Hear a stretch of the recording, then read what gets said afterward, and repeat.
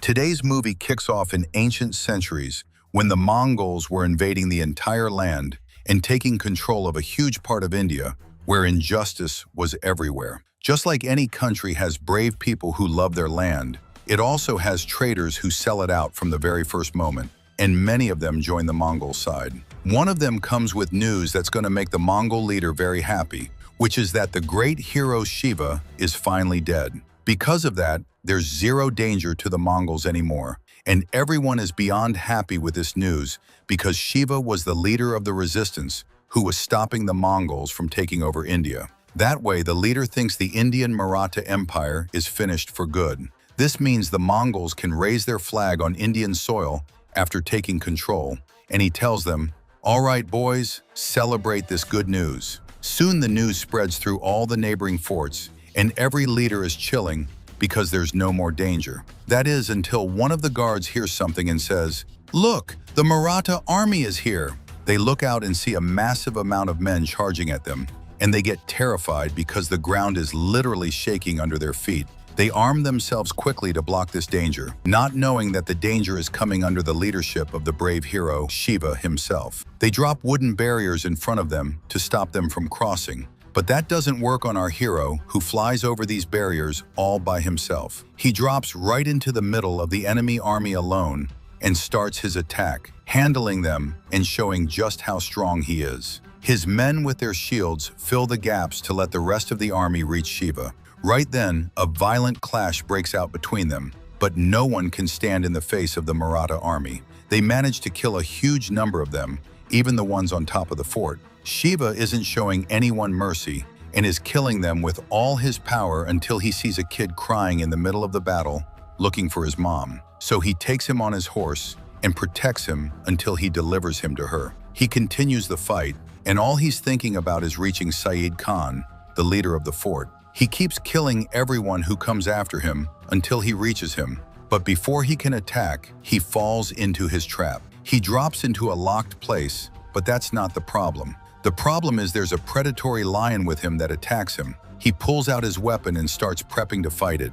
From the first move, he gives it a small wound and makes it slam into the wall, and every time it thinks about attacking, he hits it with the dagger he has. Then he grabs his shield and hits it on its back so it opens its mouth, and right then he grabs it to break its jaw and finish it off. All this time, Khan is waiting to see Shiva's corpse, but he finds him behind him and gives him a solid slap that gives him a headache and flips him in the air. He's under his feet now, and Shiva tells him, "Go tell your leader that the Mongols' time in India is short because Shiva is still alive and his lineage is continuing and won't let them live." After that, he gathers with his army to encourage them and tells them that what happened was just a pinch for the Mongols, so they know Shiva is still alive and won't let anyone touch his country's soil. Everyone is happy because Shiva is their leader and the leader of all the Marathas. But we see some of his family members are annoyed because he's too young to be the king, and many are thinking about getting rid of him to take control of the Maratha. Then they would cooperate with the Mongols, who would hand over many things in exchange for surrendering the country. That way, Shiva's family would live in permanent luxury, and his stepmother agrees with them on this idea. But that's what Shiva will never accept. He returns to his palace, and we see that his people love him very much. And the one who loves him most is his wife, Vani, who after every battle receives him with a great welcome, showing looks of love and pride in her eyes. After that, she takes him, and they walk through the palace, and she has a surprise for him. The surprise is the outfit of his father, King Shiva, which he left for him before he died. He starts crying because he remembered his father, who sacrificed himself so his son could live. She tells him, "He's definitely proud of you now because his dreams are coming true through you, and you're close to defeating the Mongols." He tells her, "Close to what? Not now, the movie is still at the beginning." At the same time, the Mongol leader is in his palace and finds out that Shiva the father died, but his son is still alive. He remembers the first time he saw him when he used to come with his father as a little kid, but carrying the traits of great princes. And now he's going to give him a headache and won't leave anyone alone. The time has come to announce that he is the legitimate king to rule the Maratha. They actually throw a big party for him, and the king is crowned after his father's death. He takes the throne intending to rid India of the Mongols' oppression.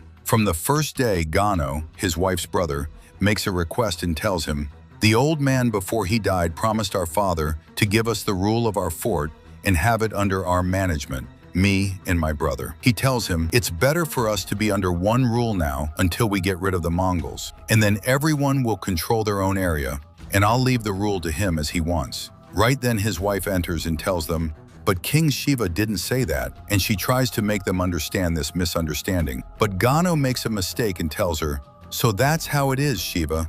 But before he can finish the word, Shiva shuts him up completely because he was about to disrespect the king and reminds him that he's sitting under his command from now on. The news of the coronation reaches Lady Reshma, so she sits with the rest of her clan and they think of a way to get rid of him because they want to cooperate with the Mongols. But they don't know that there's someone with them who is King Shiva's informant. He meets him at night to give him a message with everything he heard, and his face isn't shown. The next day, he holds a meeting with all his assistants and lets them know that the leader of the Mongol army, Akbar, wants to meet him. Half of them tell him, "Don't go because he's a traitor and might betray you," and the other half want him to go just to get rid of him. But what they don't know is that he sent one of his men to check things out, and he comes back to tell him that Akbar's army is more than 80,000 fighters, and they're all gathered in the valley. So the king thanks him and thinks of a plan to execute. He agrees to go meet him in a neutral tent. His wife is scared, so he asks her, "Are you scared for me, or what?" She says, "How can I be scared for you when I know no one can stand in front of you?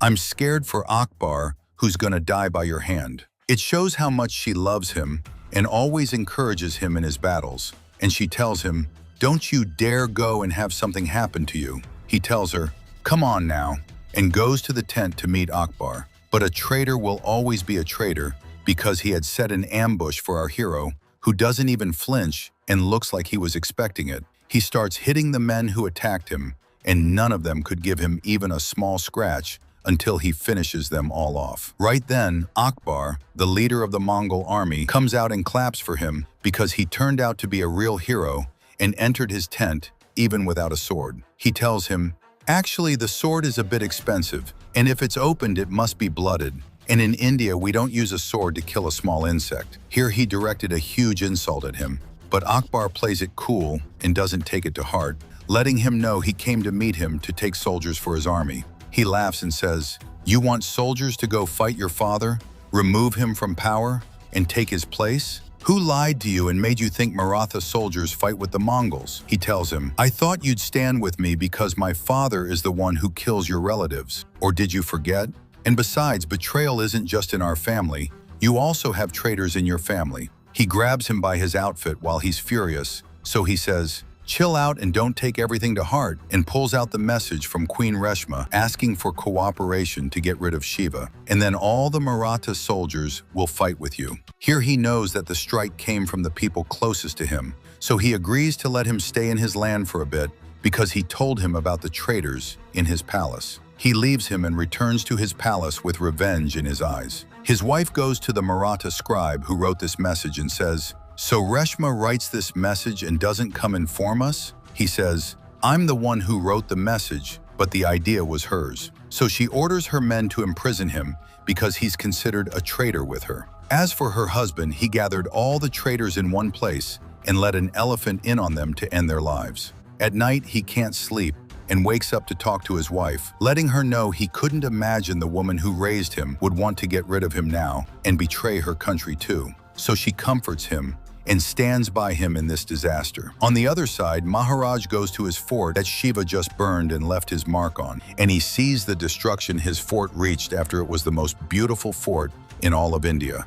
And all this because of a 24-year-old. So he decides not to show anyone mercy and starts with Khan, who couldn't stop Shiva's attack, and finishes him off in a very ugly way. Right then, his daughter lets him know that Shiva agreed to the asylum request of her brother Akbar. Here he decides to get revenge on him and takes off his royal outfit, telling her, "Bring me the battle gear because I'm heading into the battles myself." As for our hero, he's in the middle of his army every day developing his weapons to be able to stand in the face of the Mongols, whom we see have reached a village near Shiva with a very massive army. They didn't care about anyone. They killed people without mercy to the point that they literally made rivers of blood and burned those who were still alive. As for the children, they drowned them in a well and dragged the women and set them on fire, committing massacres in the village without any mercy. In the end, they set it on fire. Basically, they wiped it off the map entirely. This is what Shiva's consultant told him, and let him know that the Mongol army is not an easy army at all.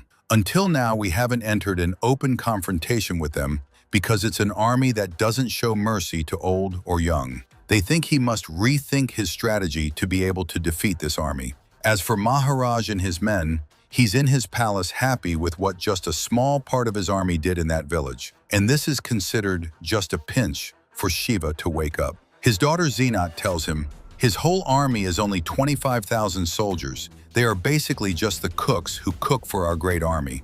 This kid won't take much time in our hands and we'll finish him off. As for him, he's with his men looking at the map of India and how they can face the Mongol army in high places and mountains. Because they know these places well, the victory will be theirs. He uses the terrain of his country in his favor to be stronger, and everyone knows their mission in the battle so they can win. He goes to his stepmother, who is pretending to be asleep since she found out she's a traitor, and is dying of terror that he might kill her. But he just touches her feet as he usually does before every battle and leaves. She starts crying because she wanted to kill him and get rid of him, and he never thought about getting rid of her. Outside, he finds his wife performing a ritual to wish him a safe return, and she's scared for him, but she'll let him go to fight for his country. He takes his men and goes to the place where the Mongol army that finished the village in a brutal way is gathered. In the same way, Shiva and his men attack them and kill them with all their rage to get justice for the people who died until they turn the whole place into blood and defeat them. Not only that, a part of his army sees some of the Mongols capturing people and taking them to the palace. So they set a trap for them and appear from between the grass and start killing them. It shows how much their strength increased, and none of the Mongol soldiers can stand in their face. After they finish them all off, they freed those simple people instead of them being tortured. One day Reshma dies and Shiva, who is like her son, stands at her funeral. Even though she was a traitor, he couldn't forget that she was the mother who raised him, which is why he was very sad for her. But there's no time, and he must continue his campaigns against the Mongol army, which started setting traps for him every once in a while. He and his men drop down on them and finish off large forces of them. With time, they started actually fearing him because he hunts a huge number of them and doesn't kill their leader. Instead, he performs psychological warfare better than killing him. He dresses them in women's clothes and sends them to Maharaj, who kills them with his own hand because he couldn't get rid of the Indian army. He started killing his own men with his hands, and this increased his greed more. After that, forces destroyed more villages. And one day, while they were destroying a village, Shiva's men came out from under the ground and started killing them with total brutality. The Mongols started getting spooked because Shiva literally could come out for them from anywhere, and they wouldn't expect it at all. He kills all of them and sends their leader as usual to Maharaj, who is now scared because Shiva is no longer easy. So he increases his forces again in far places, thinking he can't reach them. But our hero will reach them no matter where they are, to the point that he comes out for them from the sea itself. He and his men come out like monsters from the water and kill them one after another. With all their rage, they dive into them and bring the blood. The Mongols are shocked by the strength the Marathas have reached. Their hero Shiva sees the Mongol leader escaping, so they go after him, and he stabs him a few times until he finishes him off. The Maratha army wins, and this is what wakes Maharaj from his sleep, because since Shiva became the king, he hasn't been able to sleep because danger is surrounding him everywhere. So his daughter orders her men to go to Akbar and finish him off. At least Maharaj would be reassured and think of one danger instead of two. They actually attack Akbar's tent, who grabs his weapon and defends himself, managing to defeat them. The news returns to Maharaj as a shock because he couldn't get rid of him, and this will make the danger closer to him. But Zenat has a plan, which is a person close to Shiva who will be able to betray him. And this person is not on anyone's mind at all. As for our hero, he's in the palace and finds Akbar entering. He thanks him because he let him stay for a bit in his land, but the time has come for him to leave because his father won't leave him alone, and he must look out for his life. It's not the right time for the Mongol army owner to leave his land, so he tells him, "Stay, and I'll protect you." But Akbar had made the decision and wanted to leave already. But that's not the saddest news for our hero, because his assistant comes and lets him know that Siraj, his uncle and the army leader, unfortunately died in his last battle. Sadness takes over our hero's heart because he lost one of the most important people in his life. He keeps remembering all the memories between them and can't imagine he won't see him again. He gets more difficult news, which is that many Hindus surrendered to the Mongols and cooperated with them. Now the Mongol army is prepping to destroy the Maratha Empire, but Shiva goes to say goodbye to his wife and says, "Aren't you scared for me?" She says, "I'm scared for the Mongols because of you." Anyway, she always encourages him as she does, so he returns to her safe again. He gathers all his men to let them know the plan and encourages them so no one is scared. At night, they prep their weapons, and everyone is excited until they find the Mongol army approaching them. It's a shock for everyone. How did they know they were going to execute the attack? That's why they attacked first. Right then, we find out that Gano and his brother are the traitors in Shiva's palace. His wife's brothers betrayed him because he didn't agree to let them rule their forts, so they decided to cooperate with the Mongols. The news reaches the fort, and right then they close the doors to prep for the attack. Shiva finds out that the ones missing are Gano and his brother, who betrayed him and cooperated with the Mongols. So Chando tells him, "Escape with 20 soldiers to protect you, and I'll stand against this attack." He tells him, "Since when does Shiva escape?" And he preps to go down and fight himself. He drops into the battle immediately with his men, and there's zero chance of retreat. His whole palace is now full of soldiers, and blood is everywhere, until one of Shiva's friends dies while defending him. He sees him and goes even crazier. Right then, he grabs a massive piece of wood and uses it to push the Mongol soldiers to kick them out. He turned into a madman and started killing them one after another with all his rage, my friend. Numbers beat courage, and they are much more than Shiva and his men who started killing them. With everyone that dies, our hero goes crazy because they are his friends, and they were with him since he was a kid and fought by his side, always. He orders the rest to leave him, but they refuse and stay with him until the last breath. But the last one, Shiva orders him to escape so he can inform Vani of what happened. And this is an order from him. So he listens and leaves him, going away. He's the last soldier of the Maratha soldiers in the battle. He starts killing them with all his power, and Mukarrab Khan and his men reach him, wondering how this whole army can't kill just one person. So Gano and his brother were telling him, "This isn't just any king, this is one of the Maratha heroes." They basically jinxed him because the men managed to control him immediately after that. This is because he's exhausted now and started bleeding from everywhere, and his clothes are all blood. They finally managed to control him while he's looking at the traitors with a look of rage. The news reaches Maharaj, who can't believe that Shiva finally fell in the palace, and now all his problems are over, and he's reassured. As for Vani, she finds out the bitter truth, and that her husband is now a prisoner, and all because of her traitor brothers. Since they are in the other palace, she tells them all the guards must prep for any attack. We must continue what Shiva was fighting for. Shiva reaches Maharaj's place, and he's very happy while he's hanging in front of him, along with his assistant Chando, who turned out to be still alive, and they captured him too. But Shiva stands in front of him as a hero and isn't scared, letting him know he couldn't defeat him except through betrayal.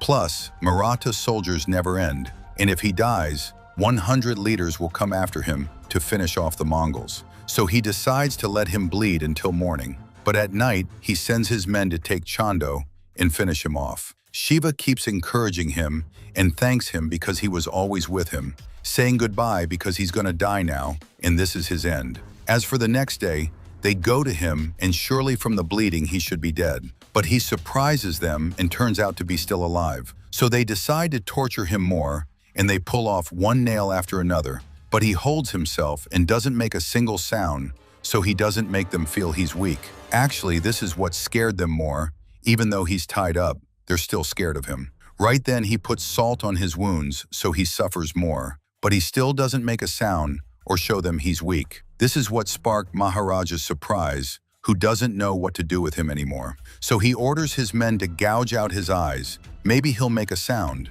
Indeed, that's what happens, and Shiva's eye is in the eye of the one torturing him, and he's not scared. Even after he lost his sight, he didn't make any sound. The next day, Maharaj goes to him and says, "Join the Mongols and your life will change and be better." He shocks him again after he said, "You join the Marathas and your life will be better." So he has his men cut out his tongue because even when he talked, he belittled him. All this while Vani is in her palace, waiting for her husband to return, and she's confident. Until days pass, and right then, unfortunately, she loses hope. She appoints his son Ram as the ruler of the Maratha. The news reaches Maharaj, who gets very angry and kills his messenger because the Maratha never ends, and they have many kids, and the son continues what his father did. As for Maharaj, when he had his son, he turned out to be a failure, and they left him and walked away. There was no son to depend on or continue his legacy, so he gets a heart attack and dies in the end. Our hero outside kept bleeding until he died, unfortunately, and this was his end after he sacrificed every drop of blood in his body for his country. His son Ram took the flag after him and will continue his path. And with that, today's video ends. If you want to support me, hit the like button and subscribe to the channel if you haven't yet. And that's it. See you later, peace. And with that, our movie ends. Hope you liked the recap. If you reached the end, don't forget to leave a like on the video and write us a nice comment as you always do. And for those watching us for the first time, subscribe to the channel to see all the upcoming recaps. See you in the next movie. Peace.